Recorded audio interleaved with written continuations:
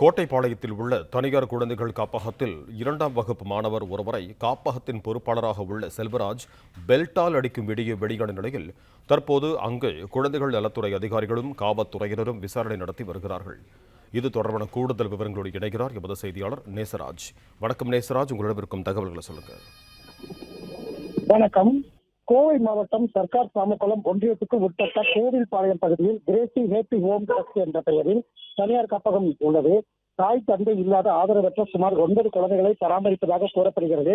அங்கு குழந்தைகளை இன்சார்ஜ் செல்வராஜ் பெல்ட்டால் கொடூரமாக தாக்கும் செல்போன் வீடியோ காட்சிகள் வெளியாகி அதிர்ச்சியை ஏற்படுத்தியுள்ளது.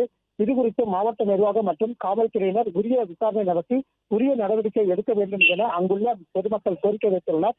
தற்பொழுது குழந்தைகள் செல்வராஜ் தாக்கிய விவகாரத்தில் கோட்டைப்பாளையம் பகுதி கிரேஸ் ஓபி ஹோம்லே காப்பகத்தில் சைல்டு வெல்ஃபேர் கமிட்டி மற்றும் காவல்துறையினர் விசாரணை நடத்தி வருகின்றனர்.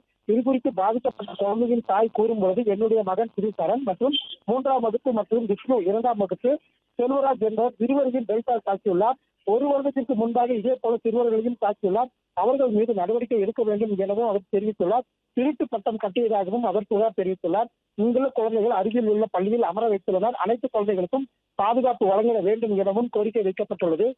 பாதிக்கப்பட்ட குழந்தைகளும் அந்த பள்ளியில் அமரப்பட்டுள்ள நிலையில் கோவில்பாளையம் காவல் நிலையத்தில் செல்வராஜ் தற்பொழுது விசாரணை நடைபெற்று வருவது குறிப்பிடத்தக்கது.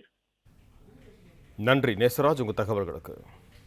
பிளே ஸ்டோர் மற்றும் ஆப் ஸ்டோரில் இருந்து பாலிமர் செயலியை QR கோடு மூலம் பதிவிறக்கம் செய்யுங்கள். செய்திகளை உடனுக்குடன் பெறுங்கள்.